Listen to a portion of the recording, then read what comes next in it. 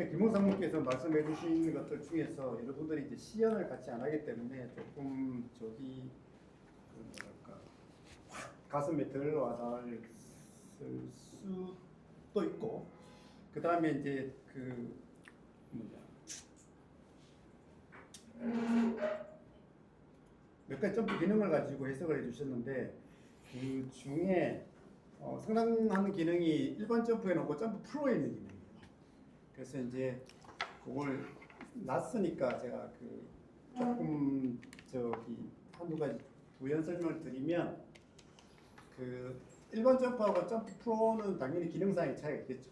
주로 이제 가장 큰 차이는 말씀드린 것처럼 여러 가지 머신러닝 기능이 점프 프로에는 많이 탑재되는 기능이 그 차이점이 있고, 또 하나는 일반 점프는 그 기능이 각각 이렇게 뭘 하는 것들이 많아요.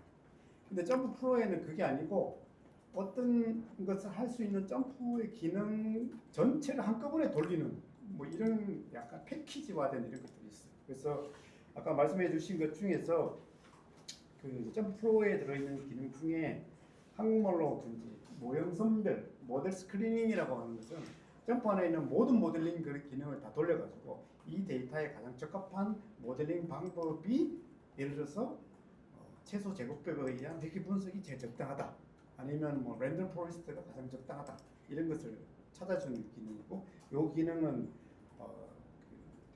점프 프로에만 들어있는 기능이고요.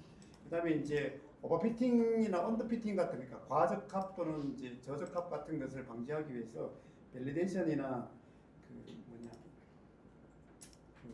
테스트 칼럼 만드는 그 메이크 밸리데이션 칼럼도 요 기능을 이용하려고 하면 점프로 있고, 일반 점프를 쓰시면 그냥 수동으로 좀 만들 수 있어요.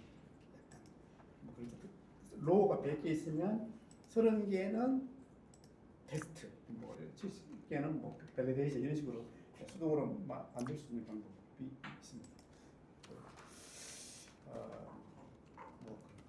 저는 이제 그 마지막으로 제가 좀 말씀드리겠습니다.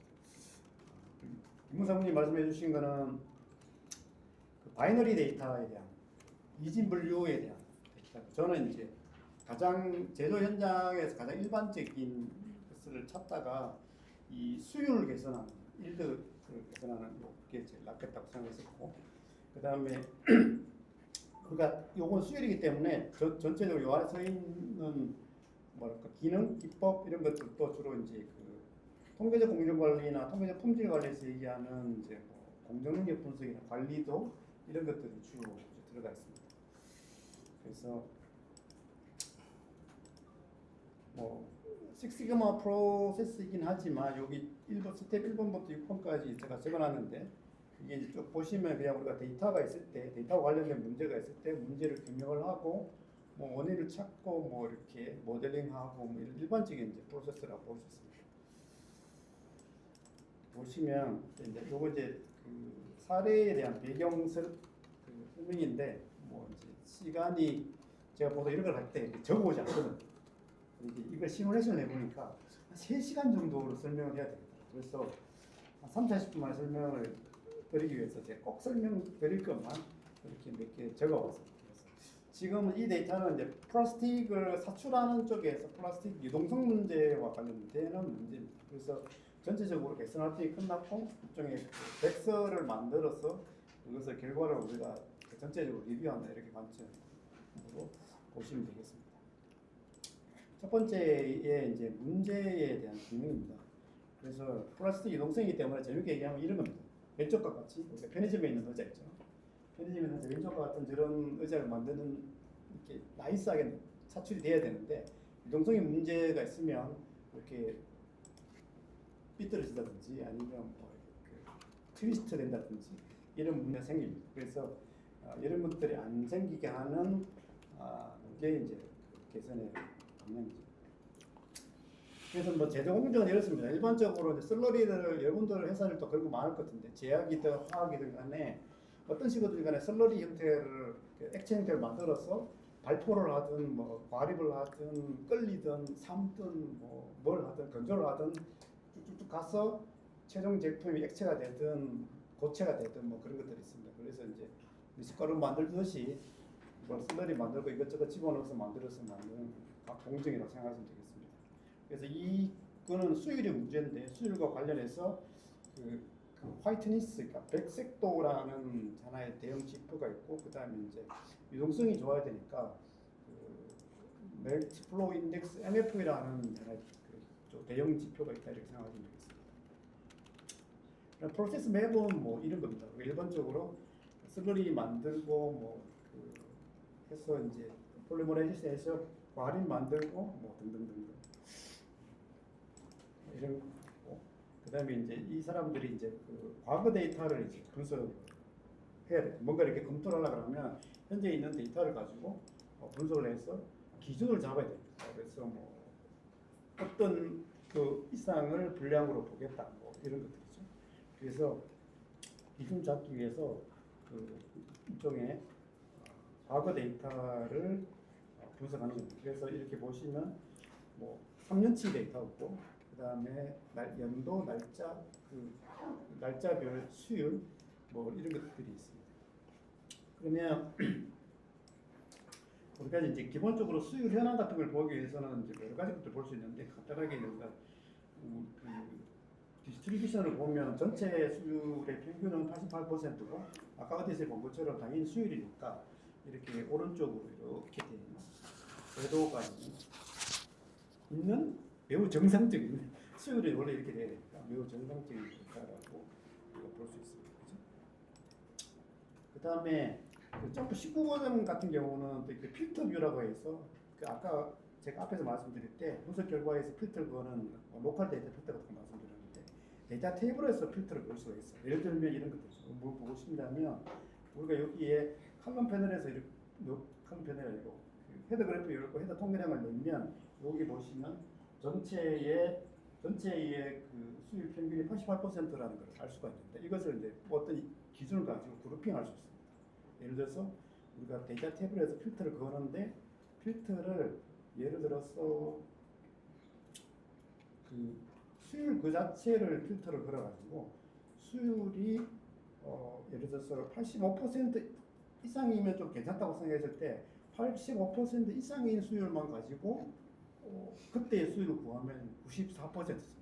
그러니까 좋은 거는 좋은 거고 만약에 그게 아니고 그 전체에서 85% 이하에 대한 데이터만 받고 수율을 구하면 수율이 한 여기 보시면 70% 정도밖에 안, 71% 정도밖에 안 된다고 그랬죠.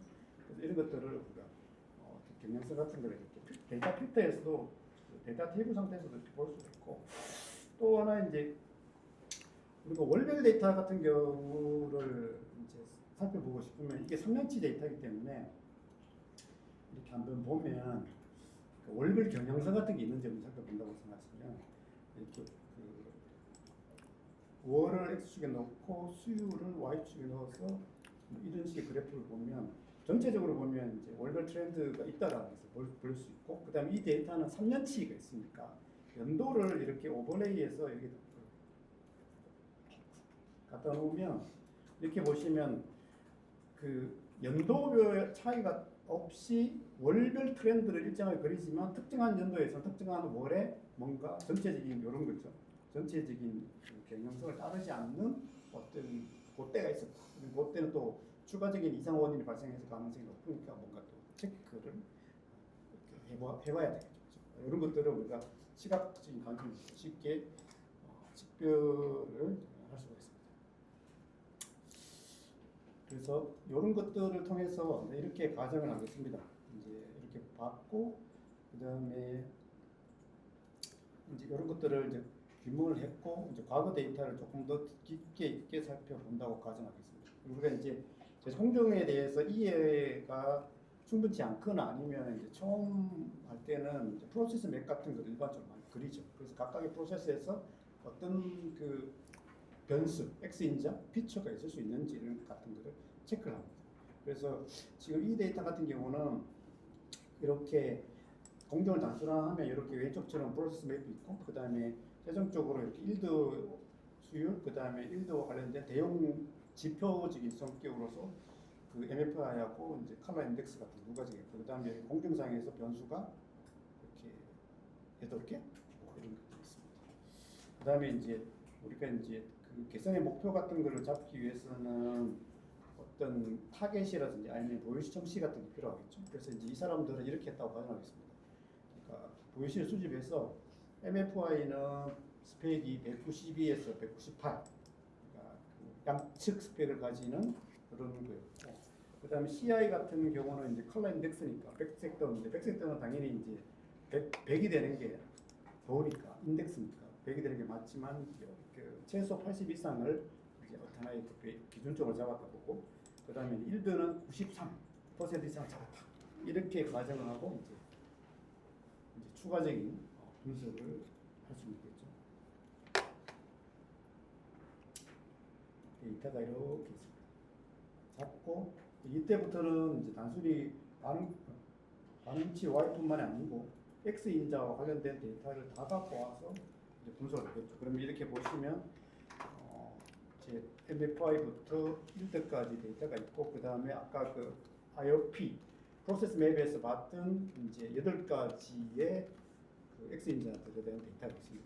앞에서 김성문이 발표하셨던 30개 정도 X 인자들이 있었는데 이게 지금 8개고, 그 다음에 점프 같은 경우는 이제 이렇게 헤드 그래프에서 헤드 통계를 같이 살펴볼 수 있으니까, 우리가 예를 들어서 뭐 이렇게 쿼리별로 수율이 어떻게 되는지도 보고 싶다면 쿼리별로 보시면, 아까 요게 지금 여기가 그 일드 평균인데 이렇게 보시면 쿼리별로 일드의 통계랑 그 수율의 평균이 거의 차이가 안 나잖아요.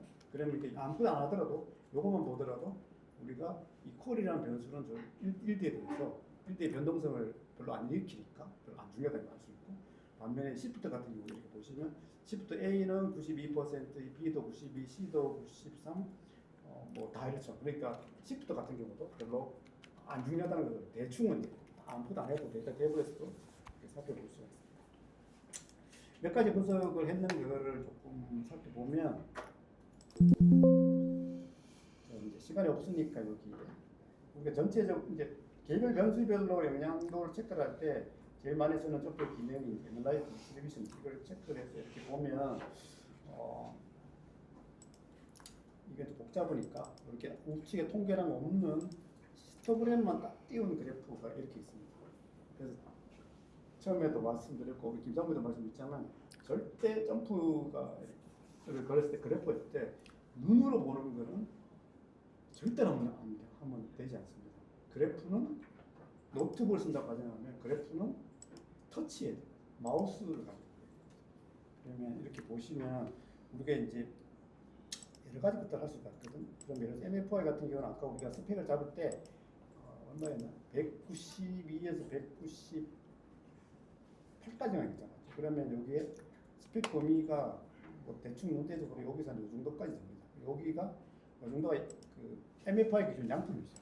그러면 이렇게 보면 우리가 이 MFI 기준을 보면 SA나 점도 이런 것들은 원래 분포하고 비슷한 데이터가 선택이 됐으니까 MFI에 대해서 SA나 점도는 별로 중요한 변수가 아니라는 걸 미루어 추정할 수 있는데, XFF 같은 경우는 이렇게 상당히 큰 쪽 데이터가 선택이 됐죠. 그러면 XF는 MFI에 대해서 뭔가 관련성이 높다라고 미루어진 줄 알고 있습니다. 그래서 이런 것들을 이런 식으로 해서 여러 가지 이제 그 추정을 분석을 할 수 있습니다.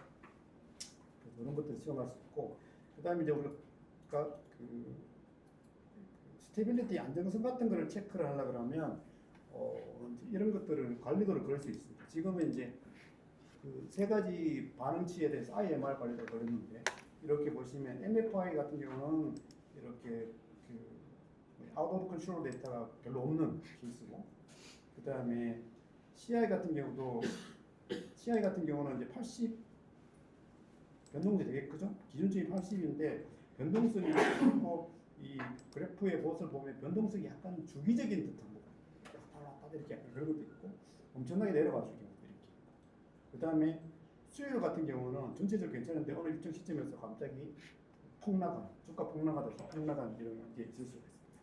그 다음에 이런 것들을 또 이렇게 우리가 그 스펙이 있기 때문에, 아까 MFI 같은 거는 스펙이 192에서 198이라고 했거든요. 그러면 이 관리도상에서 스펙을 추가할 수가 있습니다. 추가해서 한번 살펴볼게요. 리미트에다가 여기 보면 add spec 리미터 스펙을 넣어서 살펴보면 스펙이 이제 192에서 198 넣으면 MFI만 볼게요. 그러면 스펙을 넣으면 점프는 이제 관리도상에서 스펙을 넣으면 디폴트가 공격 능력을 같이 해줍니다. 이렇게 보시면 스펙과 관리도 그 관리선을 비교해 보면 스펙 관리선이 엄청나게 넓죠. 완전 뭐 개판이라는 얘기. 그래서 보면 공격 능력도 CPK나 PPK가 많았으니까 50% 이상의 부적합범위 나왔다는 걸 알 수가 있고. 그래서 이런 것들을 좀 내볼 수 있고. 그 다음에 이제 우리가 여기는 이제 MFI, CI, 일드 같은 거 말고 이렇게 그 X 인자가 이렇게 같이 있습니다. 그러면 이제 이 Y하고 X 인자를 같이 연동해서 이렇게 비교해 볼 수 있겠죠. 그것을 뭐 여러 가지 분석을 할 수 있는데 지금 예를 들어 분석 초기 단계니까 그래프 빌드만 그래프 빌드에서 이렇게 그래프를 그리고 그 다음에 이제 칼럼 스위치라는 걸 기능을 이용해서 여기 우리가 반응치 Y라고 할 수 있는 거하고 X 인자하고 이렇게 같이 해서 이렇게 다이나믹하게 움직여 볼 수 있거든요. 그다음에 이렇게 보시면 이렇게 헷갈리겠죠. 하나를 수동으로 해볼게요. MFI 기준으로 보면 이렇게를 보면 이 어떤 그래프상에서 관련성이 눈에 확 띄는 게 그렇게 많지 않아. 그죠? MFI 기준으로 보면 얘가 좀 있는 것 같고 나머지 별로. CI도 이렇게 보시면 CI 관점에서 CI의 영향을 명확하게 준다고 확 띄는 듯한 느낌이 별로 드는 변수가 잘 없어요. 일드도 보시면 일드 관점에서 8개의 X인자 중에서 일드에 확 영향을 준다고 생각되는 게 확 없어요. 이게 일반적인 케이스거든요. 그러니까 우리가 그래프 그래서 눈에 확 띄는 건 벌써 100년 전에 회사 생길 때 계산 다 했겠죠. 그러면 보통은 이런 케이스가 지금 뭘 몇 개 해봤는데 뭐 이렇게 눈에 띄는 게 잘 없는 경우가 보다 일반적이라고 볼 수 있습니다. 그래서 이렇게 보면 이런 케이스, 그러니까 이 분석 결과를 요약해 보면 눈에 띄는 게 별로 없다. 이게 분석 결과. 나쁜 놈이 어떤 건지 잘 모르겠다. 그 다음에 이제 누가 아이디어를 냈어요.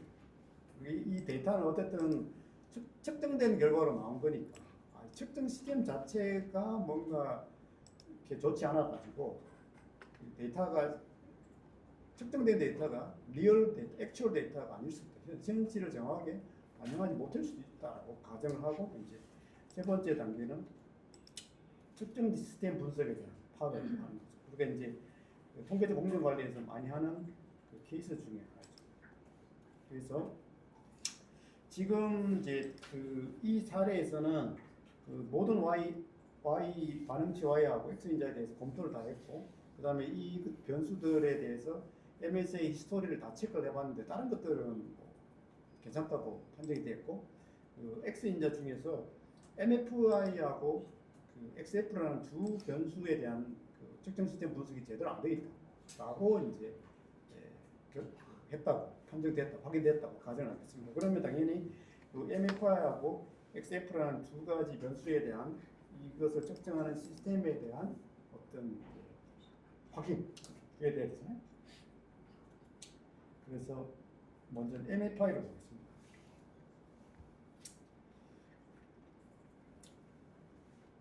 근데 이제 화학이나 이런 데서 보면 유동성 테스트 같은 경우나 이런 것들은 일종의 그 릴라이비리티에 관련된 신뢰성 테스트입니다. 뭐냐면은 측정 시스템 분석에서는 반복 측정이 돼야 되잖아요. 그래서 이런 기록지를 오늘 재고 내일 재고 내가 재고 네가 됐을 때 측정 결과가 얼마큼 달라지는지 이렇게 돼야 되는데 그게 아니고 파괴 검사라든지 유동성 테스트 같은 경우는 이게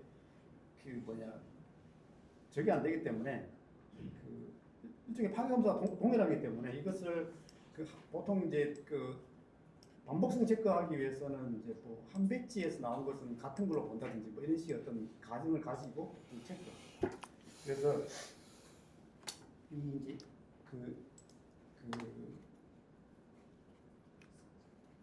예시적으로 MFI에 대한 이제 측정 시스템 분석 결과를 한번 보도록 하겠습니다. 지금 이렇게 보시면 얘는 배치 3개에서 측정자 3명, 그 다음에 측정 장비 인스트루먼트 4개에 MFI 측정 결과가 있습니다. 우리가 보통 이제 회사에서 일반적으로 측정 시스템 분석할 때는 AIAG에서 만든 그 게이지 NLR 방법으로 쓰고, 그 다음에 점프 안에는 이제 그 방법 말고 이제 EMP 방법이라는 측정 시스템 분석 방법도 있는데 보다 친숙한 게이지 NLR 방법으로 하도록 하겠습니다. 원래 중으로 아마 그 유럽하고 미국 쪽에 그게 통합이 되면 SPC와 관련된 제반 스탠다드가 다 통합이 되지 글로벌 스탠다드 만들어질 것 같은데 그럼 그때 일이고 이렇게 보시면 게이지 NLR 결과를 이렇게 보면 이렇게 지금 보면 반복성에 좀 문제가 있고 그 다음에 측정 시스템의 산포도 이렇게 좀 문제가 있는 것으로 보입니다. 그 다음에 우리가 그 이제 요 화면에 보이는 게이지 NLR 분석 결과가 우리가 주로 쓰죠. 그래서 이렇게 리피터빌리티 같은 경우는 이제 반복성 같은 경우는 지금은 이제 한 이 정도 퍼센트가 되고 그 다음에 재현성도 아주 나쁜 케이스. 그리고 재현성 중에서는 이 인스트루먼트 측정 장비에 의한 오차가 꽤 크고 그 다음에 측정 장비하고 배치 간의 인터액션 상호작용이 그렇게 크다고 보죠. 그래서 지금 보면 이 반복성하고 재현성이 둘 다 뭐 40, 50% 이렇게 되니까 하여튼 뭐 여러 가지로 좀 문제가 많은 측정 결과를 믿을 수 없다 이런 식으로 해석할 수 있죠. 그 MFI도 마찬가지고 XF도 이렇게 보시면 거의 같은 이제 측정 결과가 나오기 때문에 간단하게 살펴보면 이제 이것도 이제 비슷하게 3개 배치해서 오퍼레이터 3명, 그 다음에 측정 장비 3개 뭐 이렇게 해서 XF 측정 결과 이렇게 있으면 결과를 게이지 NLR 분석 결과 이렇게 보시면 아까 그 MFI에 대해서 봤던 것처럼 이제 재현성과 반복성이 둘 다 안 좋고 특히 이제 재현성이 이제 매우 안 좋습니다. 그리고 지금은 이제 이렇게 장비에 관련된 재현성이 아주 엉망진창이다. 이런 것들을 확인할 수가 있죠. 그래서 지금은 MFI하고 그 XF에 대한 두 가지 다 분석 결과 좀 엉망진창이다 이렇게 나타났고 그 다음에 이제 우리가 이런 것들이 있으면 결과 확인되면 당연히 이제 측정 시스템 분석에 되겠죠. 그래서 이제 어떤 우리가 보통 SOP라고 하는 오퍼레이팅 프로시저 같은 스탠다드 같은 거 측정 시스템의 프로세스의 표준화 이런 것도 하고 장비에 문제가 있으면 지금처럼 이제 뭐 장비 바꾸고 버리고 새 거 사고 뭐 이렇게 해야 될 경우도 있겠습니다. 그래서 그런 것들을 조금 하고 그렇게 하고 나면 당연히 이제 큰 폼 팔로우 MSA를 해야 되겠죠. 그래서 이제 결과 이렇게 보면 이렇게 보시면 예시적으로 제가 XF 걸 띄어놨는데 이렇게 보시면 여기 재현성하고 반복성 결과가 이번 사례니까 매우 많이 거의 0에 가까웠다. 오차가 거의 없는 정도 수준으로 개선됐습니다. 측정 시스템까지 됐으니까 그 다음에 이제 실제적으로 본격적인 분석을 할 수 있는 관련성 파악부터 모델링 여기까지 한번 보겠습니다. 제가 여기 스텝 4의 관련성 파악하고 스텝 5에 대한 관련성에 대한 모델링을 주로 좀 말씀을 좀 드리겠습니다.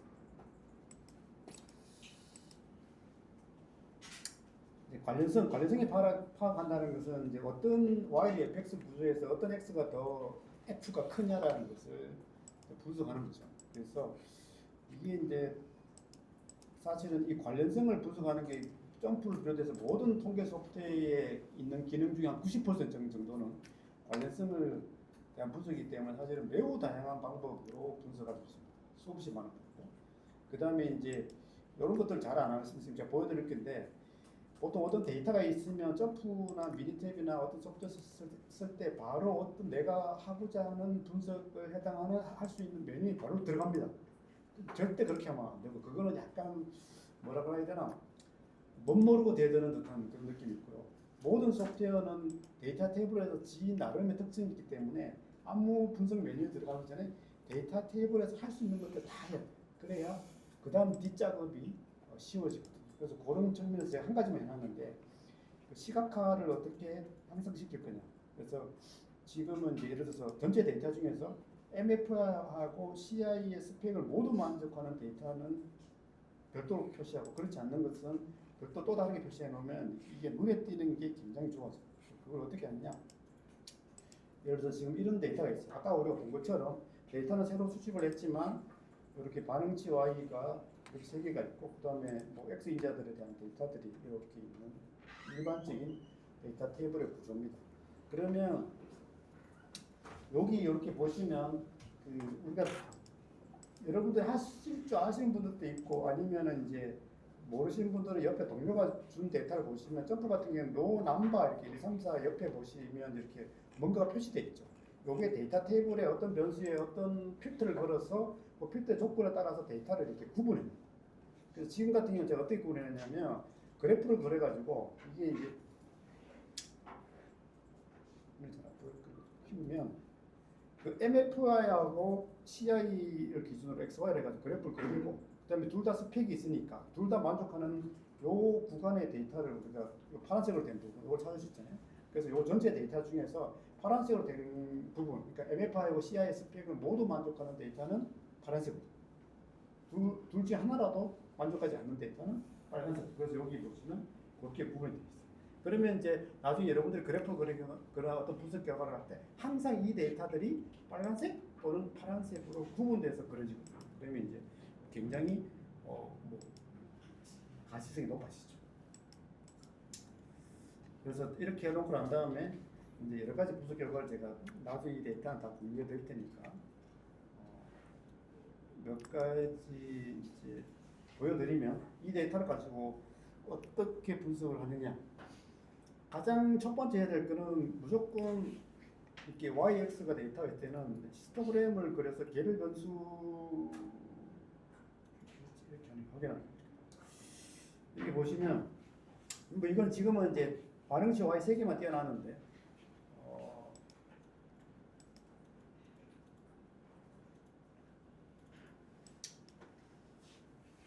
그래프로 움직이면 히스토그램의 비례 개수를 조절할 수 있습니다. 딱 조절해 놓고 이거 갖고 뭐 여러 가지를 할 수 있겠지만 예를 들어서 지금은 요거 때 세게 찍히나 이렇게 보시면 MFI 기준으로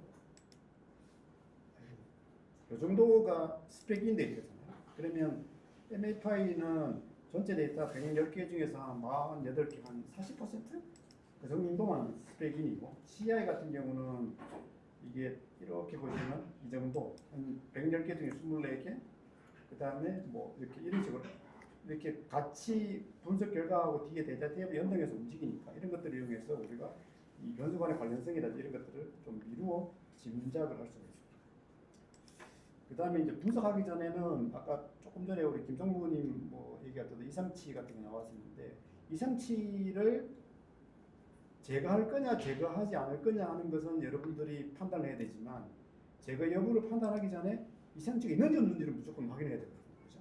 그래서 이상치를 확인하는 방법은 그 아까 우리 김홍성님은 여기 스크리닝에 익스플로러 아웃라인에 가서 아주 이제 통계적으로 저는 이제 통계를 잘 모르기 때문에 그림을 그려요. 이렇게 딱 보시면 아까 본 데이터잖아요. 본 데이터가 비슷하죠. X축에 MFI 놓고 Y축에 1들을 놓으면 하여튼 남들 다 있는 데서 떨어져 있으면 이상치잖아요. 이렇게 보시면 요 밑에 그럼 요렇게 몇 개 있잖아요. 요런 애들이 한 5개 정도. 그죠? 요렇게 보시면 요 5개 정도가 5개 맞죠? 110개 중에서 5개가 같이 안 놀고 약간 따로 노는 애들이 있어요. 그럼 이 데이터를 도메인 나리지를 가지고 5개를 어떻게 할 건지 뺄까 말까 이걸 판단해야 돼요. 그래서 뺄까 말까를 확인하는 방법은 이렇게 뭐 그런 이제 통계적으로 이상치를 탐지할 수도 있고 그래프를 그려가지고 판단할 수도 있고 두 가지를 병행하는 게 최선의 방법이겠죠. 이런 것들이 있고 그 다음에 이 데이터는 이제 반응치 Y하고 그 X 인자가 같이 있으니까 두 가지를 이제 같이 이렇게 보도록 하겠습니다. 그러면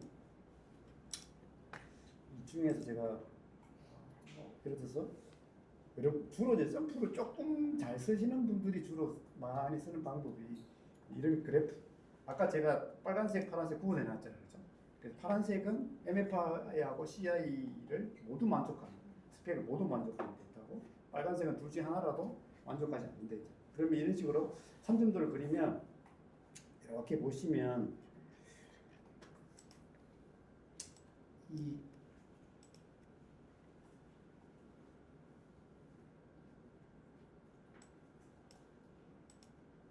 요런 몇 가지 것들은 위에 그 M%라든지 XF 같은 경우는 좀 이제 영향을 준다고 약간 판단할 수 있는데, 이 그래프만으로는 어떤 변수, 어떤 X인자가 반응치 Y에 영향을 더 많이 주는지 정확히 식별하기는 조금 어렵습니다. 지금 그죠? 이 그래프 지금 그런 데이터. 뭐 이런 데이터가 있으면 잘 모르겠다 뭐 이렇게 판단할 수도 있고, 그 다음에 이제 이런 모호성이 시각화를 통해서 변수 간의 관련성이 이제 모호할 때 여러분들이 아주 많이 쓰는, 점프를 조금이라도 하면 거의 100%가 쓰는 기능이 이 프리딕트 스크린이라는 기능입니다. 이거는 이제 점프 프로에 있는 기능이 아니고 일반 점프에 있는 기능이죠. 그 머신러닝 방법 중에서 랜덤 포레스트를 조금 약간 뭐라 해야 되나, 단순한 시킨 약간 그런 기능인데, 이렇게 보시면 이 그 MFI에 대해서는 이렇게 M%하고 XA가 거의 절대적으로 영향을 미치고, CI에 대해서는 XF, 그러니까 1등에 대해서는 이렇게 XF, SA 뭐 이런 변수들이 영향을 미친다고 할 수가 있습니다. 이렇게 이거는 뭐 오름차수 내리차수 정렬이 되니까 이렇게 프레딕트 스크린 기능을 이용해서 확인을 해볼 수 있습니다. 뭐 이런 기능도 할 수도 있고, 그 다음에 그 X인자를 보면 하나, 둘, 셋, 넷, 6개는 그 연속형 변수고, 쿼리하고 나머지 하나는 2개는 그 범주형 변수입니다. 그러면 이렇게 6개는 우리가 반응치 Y가 전부 다 저거기 때문에, 연속형이기 때문에 요 지금 선택한 X인자는 X인자도 연속형이기 때문에 회귀분석을 할 수 있고, 나머지 2개는 범주형 X인자니까 아노바를 할 수 있다라고 그렇게 되죠. 그러면 이렇게 해보면 됩니다. 그래서 6개에 대해서 우리가 이제 저걸 해보면, 지금은 제가 여기 Analyze Fit Y 바에 가서 이렇게 해본 건데, 우리가 MFI에 대해서 이렇게 칼럼 스위치 기능을 이용하면 한꺼번에 다 할 수 있거든요. 이렇게 여기서 살펴보시면 어떤 변수가 더 영향을 미치는지, 그럼 CI에 대해서는 어떤 게 더 영향을 미칠지, 이게 밑에 있는 게 다 회귀분석 결과니까 한 방에 쉽게 다 할 수 있습니다. 이렇게 살펴볼 수 있고, 그 다음에 아노바도 마찬가지. 여기 오른쪽에 있는 이제 쿼리하고 시프트라는 것은 이제 저거니까 X인자니까, 여기 원의 아노바 같은 거 해보면 아까 다른 그래프에서 보신 것처럼 쿼리든 시프트든 간에 별로 세 가지 반응치에 대해서 이렇게 그 아노바의 P값이라든지 P값이 높고 R스퀘어가 허벌나게 작기 때문에 별로 중요한 것 같지는 않다고 추정할 수 있습니다.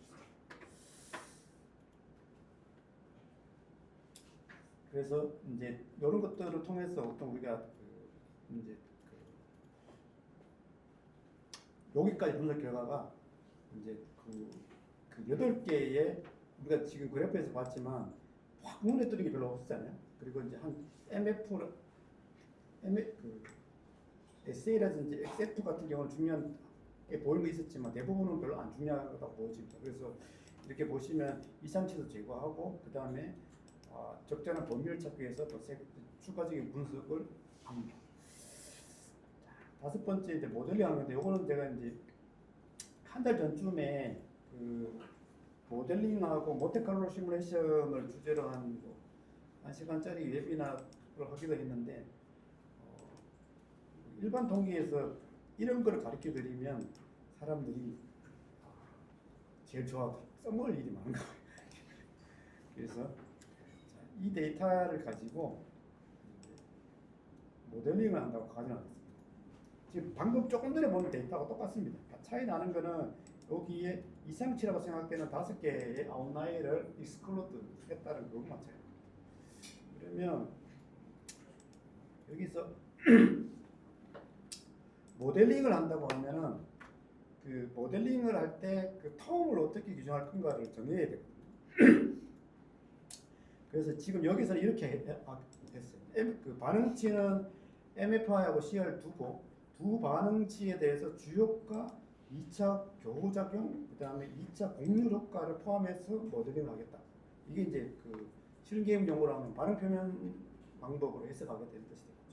그다음에 추가적으로 경험적으로 우리가 예를 들어서 이런 걸 알았다고 했어요. 그러니까 XF의 3차 곡률 효과가 CI에 영향을 주고 XF 및 SA의 3차 곡률 효과, 3차 방정식 형태의 곡률 효과가 MFI에 영향을 미친다. 그래서 이것들이 실제적으로 모델링에 포함을 해서 해석을 하고 싶다. 그리고 경험적으로 이건 경험적으로 못하는지 이 상황에서 말씀드리고 일반적으로 하는 최소 제곱법이 아니고 그 단계별 회기 스텝와이즈 방법을 써서 모델링을 한번 해보고 싶다. 뭐 이렇게 생각했다고 판단했다고 가정하겠습니다. 그러면 이 데이터가 있을 때 모델링을 할 때는 점프에서 가장 일반 이제 회기 분석 베이스의 모델링은 이제 애널라이즈 핀 모델이라고 하죠. 여기 들어가서 이제 지금 이 사람들은 MF하고 CI의 두 개의 변수를 반응치 Y로 하겠다고 했습니다. 하겠다고 했고, 그 다음에 X인자가 SA부터 10부터까지인데, 그 효과를 제가 두 가지를 적어놨죠. 주효과하고 이인자 상호작용, 2차 공유 효과를 반응시키겠다. 여기 이제 반응 표면이잖아요. 그러면 우리가 여기 이제 그 모델 효과를 구성할 때 1차적으로 반응 표면 실험으로 하겠다고 하면 여기 매크로에서 리스판스 서피스를 클릭을 하면 여기 보시면 주효과하고 그 SA 같은 2차 공유 효과, 그 다음에 2인자 상호작용 이런 것들이 포함이 되어 있습니다. 또 하나 해야 될 거는 아까 뭐라 했냐면 XF였나?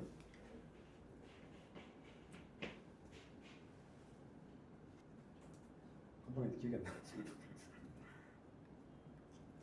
XF하고 SA의 3차 공유 효과를 모델에 반영해요. 그럼 3차 공유 효과를 반영하는 방법은 우리가 이제 그 XF를 쓰고 그 다음에 3차 공유이기 때문에 자유도를 3으로 하고 매크로에서 다항획이니까 폴리노미얼 2 디그리를 클릭하면 여기 밑에 보시면 XF의 3차 효과가 반영이 됩니다. 동일한 방법으로 SA도 이렇게 폴리노미얼 2 디그리를 하면 반영이 되고 그 다음에 이제 모델링 방법에 가장 일반적으로 쓰는 이제 스탠다드 리스트가 최소 제곱법이 아니고 스텝와이즈 단계별 얘기를 한다고 하면 단계별 얘기를 클릭합니다. 클릭하고 런을 클릭하면 복잡하게 되는데 우리가 반응치 Y를 두 개를 선택했기 때문에 MFI에 대한 스텝와이즈하고 CI에 대한 스텝와이즈로 두 개를 할 수 있습니다. 그러면 일단 MFI에 대한 스텝와이즈 단계별 얘기를 먼저 한다 그러면 단계별 얘기는 옵션이 되게 많습니다. 여러 가지 옵션으로 모델링을 할 수 있는데 지금은 이제 그냥 디폴트로 된 상태로 모델링을 해보겠습니다. 여기서 이제 점프에서는 뭐 스타핑 룰이라든지 디렉션 이런 것들 정하고 그거를 클릭하면 모델링이 됩니다. 그러면 밑에 이렇게 보시면 아까 실행 화면에서 설정했던 여러 가지 주효과, 상호작용, 공유 효과 등등 중에서 어떤 효과가 더 유의한지가 이렇게 파란색으로 선택됩니다. 이런 것도 중요하다 이렇게 돼 있고 지금은 MFI에 대해서 했죠. 동일한 방식으로 이렇게 CI에 대해서도 하면 됩니다. CI에 대해서도 뭐 이런 스타팅을 정해서 그거를 때리면 밑에 이렇게 여러 가지 효과 중에서 이런 것들이 더 중요하다고 이렇게 말합니다. 그러면 중요한 효과들만 가지고 모델을 만들면 되잖아요. 그러면 여기서 상단에 있는 넌 모델 클릭하면 여기 스텝와이즈를 베이스로 해서 중요한 효과들만 가지고 MF에 대한 모델링 결과가 이렇게 나옵니다. 그리고 동일하게 여기 CI에 대해서도 우리가 반응치가 두 개니까 넌 모델을 클릭하면 이렇게 결과가 나와 있는데 지금 이렇게만 보이니까 이렇게 놓으면 이쪽은 MFI에 대한 결과고 이쪽은 CI에 대한 결과. 그 중에서 우리가 스텝와이즈를 뭐 한번 했기 때문에 잡다한 건 다 버리고 중요한 효과만 남아 있습니다. 그죠? 그래서 MFI에 대해서는 이렇게 SA하고 M%, XF 뭐 주효과 등 남아 있고 CI에 대해서는 다 날아가고 다 중요하지 않은 걸 떨어지고 XF의 주효과 2차, 3차 공유 효과만 중요하다고 되어 있습니다. 그러면 이렇게 할 때 이렇게 해서 이제 밑에 있는 뭐 모수 추정치 결과를 보고 뭐 이런 것들을 할 수 있고, 그 다음에 점프는 이제 이 밑에 있는 분석 결과가 전부 다 여기 이제 이펙트 서머리에 요약이 되죠. 그렇죠? 이걸 가지고 할 수 있습니다. 그러면 여기까지 하면 어떤 변수가 어떤 효과가 중요하다라는 거가 이제 여기까지 판정이 되고, 그 다음에 이제 우리가 이제 모델링을 해요. 그래서 모델링을 할 때 여러분들이 제일 많이 쓰는 방법은 점프를 쓴다고 가정하면 이제 프리딕션 프로파일러 요거를 클릭을 하면 지금은 이제 그 뭐냐 반응치가 두 개가 있고, 그다음에 x 인자의 조건이 변함에 따라서 우리가 y 값이 어떻게 변하는지를 이 프로파일러를 통해서 추정을 할 수가 있습니다. 그다음에 x 인자의 값이 어떤 값을 갔을 때 y 값이 베스트가 되느냐, 이게 이제 중요하잖아요. 그럴 때 이제 우리가 보통 그 알고리즘으로 쓰는 게 만족도 함수, 디자이빌리티 펑션이라고 했어요. 그 점프 안에는 프로파일러 안에 이게 내장되어 있기 때문에 그냥 그거로 그냥 실행만 시키면 되죠. 그러면 여기에 프로파일러 들어가서 여기 이제 점프 메뉴 기준을 보면 옵티마이즈 앤 디자이빌리티가 되어 있습니다. 지금 활성화가 안 되어 있으니까 여기 두 번째 있는 디자이빌리티 펑션이라고 클릭하면 이제 만족도 함수 기능을 쓰겠다, 뭐 이렇게 준비가 된 거고, 그 다음에 이렇게 써가지고 이제 만족도 함수를 써서 디자이빌리티를 최대화하는 거를 클릭하는 포인트 찾겠다 그러면 맥시마이즈 디자이빌리티 클릭하거나 그 밑에 있는 맥시마이즈 앤 리멤버는 똑같은데 최적 조건을 그냥 밑에 이렇게 표로 만들었습니다. 이걸 클릭하면 이렇게 밑에 나오죠. 그래서 이렇게 보면 SAMF, XAF 등등이 이런 값을 가질 때 MFI가 195, 그 다음에 CI가 99로 제일 좋아진다, 좋다, 이렇게 되죠. 그러면 요 프리딕션 프로파일러만 가지고 모델링을 하면 어떤 결과가 되냐면 X 인자들이 이런 값을 가질 때 이 반응치 MFI하고 CI가 빨간색 값, 이렇게 제일 좋은 값이 나온다는 거고, 이런 거를 통계 용어로 이렇게 약간 치환을 하면 이게 또 약간 점추정 같은 게 되는 거죠. 점추정. 근데 이제 우리가 보통 보면 실내 구간이나 이걸 감안해서 구간 추정을 해야 되는 거죠. 그래서 구간 추정 같은 개념에서 그래서 반영을 하면, 그리고 이 프리딕션 파일러는 이렇게 보시면 그래프가 1로 된 것도 있고 1로 된 것도 있잖아요. 그러면 당연히 1로 된 것을 올리면 이렇게 된 것을 내리면 값이 똑같아져야 되죠. 그래서 이게 옵티멀 포인트가 여러 개 나올 수 있거든요. 그래서 프리딕션 프로파일러 하나만 가지고 최적화를 하면 그냥 이때가 제일 좋아, 이렇게 되고, 그 모델링은 그게 아니고 옵티멀 포인트로 나오는 게 아니고 옵티멀 스페이스로 나오는 거예요.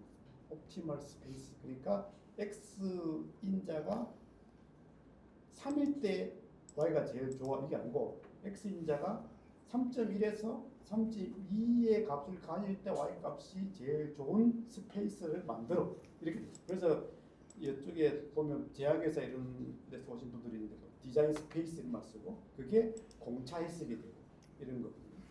그래서 그럴 때 같이 프리딕션 프로파일러하고 같이 쓸 수 있는 게 컨투어, 이게 등고선도 같은 걸 그리죠. 그러면 이게 밑에 등고선도가 이렇게 그려져요. 이런 것들은 지금은 우리가 여기서 고려해야 될 X 인자가 3개입니다. 그러면 이 등고선도 S는 X 인자가 2개밖에 고려가 안 되니까 제가 하나 더 그릴게요. 하나 더 그리면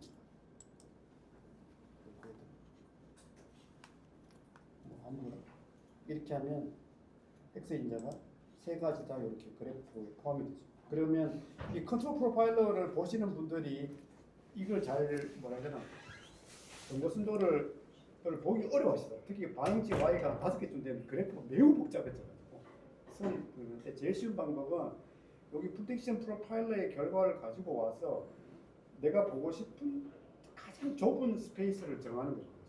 그러면 지금은 MFI가 195가 나오고 CI가 99.5가 나온다라는 것을 우리가 확인했으니까 여기에서 MFI의 리미트를, 그러니까 가시적인 리미트를 최대한 축소시키는 거죠. 195가 나온다고 했으니까 나는 예를 들어서 뭐 굉장히 줄여가지고 194.8, 169.2로 이렇게 잡고, 그 다음에 얘도 CI도 아까 여기서 99는 나온다고 했으니까 한 최소 98 이상 더 보겠다. 이렇게 딱 정하면 그다음 x 이제 값을 정해야 되는데 여기 보시면 SA는 79, M은 0.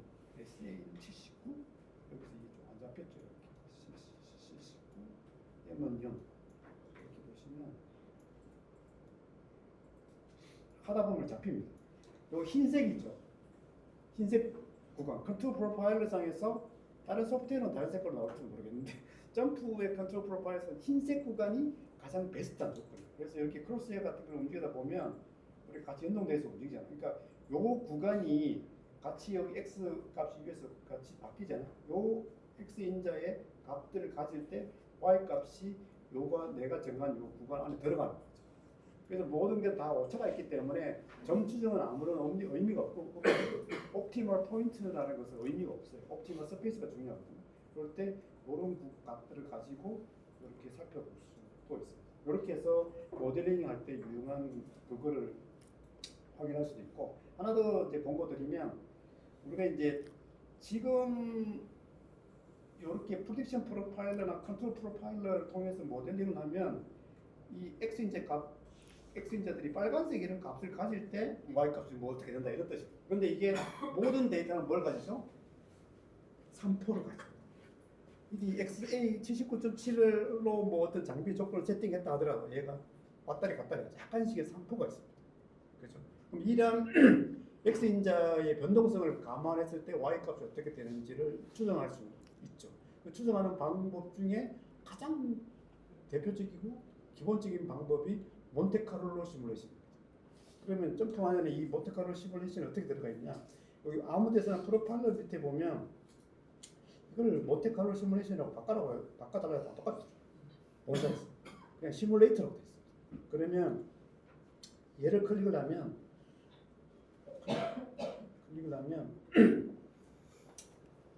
그 몬테카를로 시뮬레이션 한다는 것은 특정 변수에 대해서 얘가 A라는 분포를 따르고 그 분포의 모수, 그래서 정규 분포 같으면 평균과 표준 편차가 이쯤 나올 거야.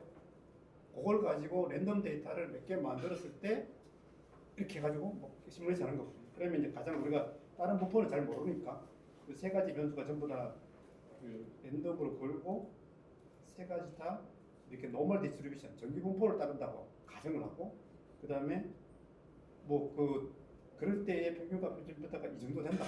라고 했을 때 지금 이 데이터는 여기 보시면 데이터 테이블에 여기 MFI하고 CI하고 1대에 대해서 스펙이 다 들어가 있습니다. 스펙이 다 들어가 있으니까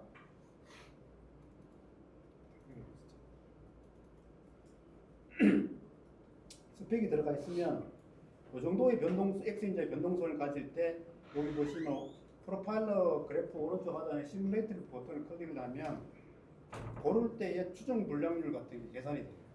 디폴트는 퍼센티지만 나오는데 ppm을 추가할 수 있고 그러면 이렇게 됐을 때 이게 주 MF하고 CI의 추정 불량률이 합치면 둘 다 아웃 오브 스펙 때는 비율이 30% 정도 된다.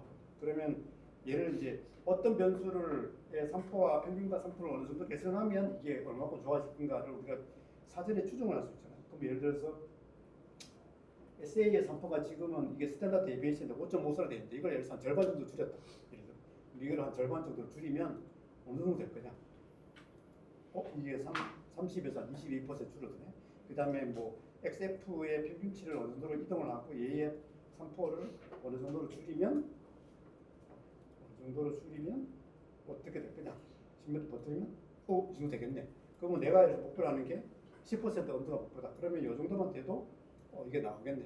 그러면 이게 뭐 공정 조건이든 아니면 협력사에 들어오는 머티리얼의 어떤 뭐 상태든 거기에 대해서 어떤 조치를 취할 수도 있죠. 야, 네가 이걸 0.4 정도로 표준 편차가 돼야 내가 10% 목표를 달성할 수 있다. 뭐 이런 것들 더 개선하려고 하는 거 이렇게 그래서 추정하다 보면 더욱더 개선되겠죠. 이런 식으로 몬테칼로 시뮬레이션 기능을 이제 쓸 수가 있습니다. 그래서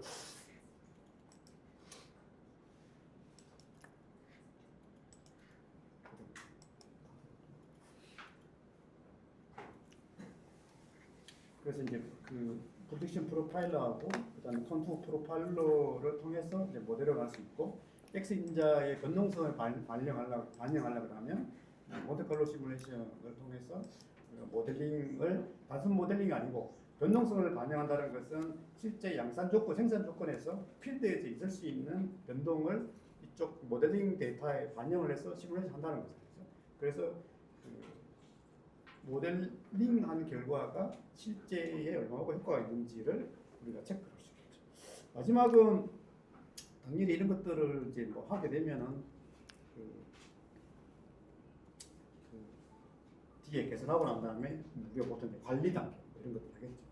그래서 이제 뭐 이거는 뭐 특별하게 뭐 여러 가지 조치를 취할 수 있겠지만 당연히 관리 단계에서 데이터를 뽑아서 이렇게 체크를 할 수 있는데 우리가 보통 이제 이것도 이제 공정 능력 분석 같은 걸 하든 관리도를 그려가지고 이전 대비 뭐 좋아졌다 나빠졌다 뭐 이런 것들을 하고 추가적인 문제점이 발생했는지 아닌지 이런 거 체크할 수 있겠죠. 근데 할 수 있는데 대부분 다 잘 하시던데 어떤 분들은 모델링 이후 개선 이후의 데이터만 가지고 지속적으로 관리를 하시는 분들이 있더라고요. 그게 또 상황에 따라서는 의미 맞을 수도 있는데 저는 이제 개선 전 데이터, 개선할 때에 테스트했던 데이터, 개선 후의 데이터 이런 것들을 같이 한번 살펴보는 게 필요하고 지금 이 데이터는 이제 개선 전 데이터, 그 다음에 개선할 때 데이터, 개선 이후의 컨트롤 데이터 이런 것들 같이 들어가 있습니다. 그래서 이런 것들은 우리가 이제 같이 이런 데이터가 다 있으면 그래서 필터를 화면이 너무 커서 제가 잠깐 보면 쓸데없는 거 빼고 줄여서 보면 이렇게 있으면 예를 들어서 이렇게 이거를 이렇게 필터를 걸어서 개선 전에는 MFI 공격력이 이렇게 개판이 있는데 개선 후에는 이렇게 좋았을 때 이렇게 비교할 수가 있거든요. 같이 비교하고 요거는 이제 공격력 분석뿐만 아니고 관리도 상에서도 마찬가지로 이렇게 할 수가 있습니다. 이렇게 보시면 특히 그 이건 제가 그래 보면 점프의 컨트롤 차트 같은 경우는 일반 관리도하고 다르게 이게 들어가 있어요. 상단에 보면 그 그래프 빌더처럼 페이지 존이 있어가지고 이렇게 갖고 와서 이렇게 당기면 이 개선 전 테스트할 때, 개선 후에 이런 것들을 이렇게 쭉 같이 이렇게 비교할 수가 있죠. 그래서 그런 것들을 이렇게 쓰면은 좀 유용하게 쓸 수 있습니다. 그래서 뭐 짧은 시간 제가 이렇게 수율 개선을 케이스로 한 뭐 하나의 사례를 거의 수박 그달기식으로 좀 말씀을 좀 드렸습니다. 몇 가지 이제 어차피 점프 지문이다 보니까 뭐 그런 걸 할 때에 점프 기능들 중에서 보다 유용하게 활용될 수 있는 것들을 중심으로 말씀을 좀 드렸습니다.